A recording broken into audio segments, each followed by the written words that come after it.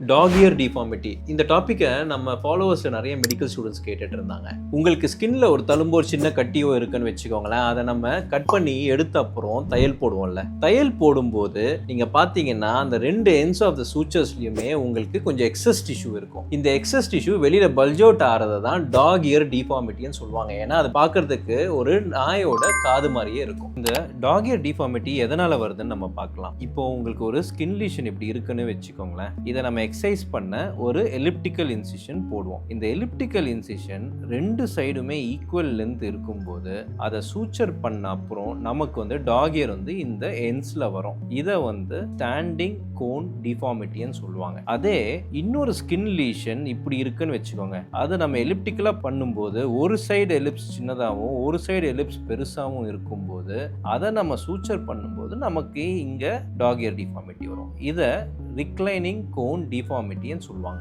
இந்த talk year deformity என்னென்ன சர்ஜரிஸ்ல ரொம்ப காமனாக வரும்னு பார்த்தீங்கன்னா, ஒன்று நம்ம ஸ்கின்ல ஏதாச்சும் தழும்பு இல்லை லீஷனை நம்ம கட் பண்ணி எடுக்கும்போது அதை தையல் போடும்போது வரலாம், இல்லைனா அப்டாமினோபிளாஸ்டி பண்ணும்போது வரலாம், இல்லை பிரஸ்ட் சர்ஜரிஸ் பண்ணும்போது வரலாம். ஸோ இந்த டாக் இயர் டிஃபார்மிட்டினால நமக்கு வர ப்ராப்ளம் என்னன்னு பார்த்தீங்கன்னா, it is an aesthetic problem. So இது நம்ம ஸ்டிச்சஸ் போடும்போதே அப்போவே கரெக்ட் பண்ணிட்டோம்னா இதை சால்வ் பண்ணிடலாம்.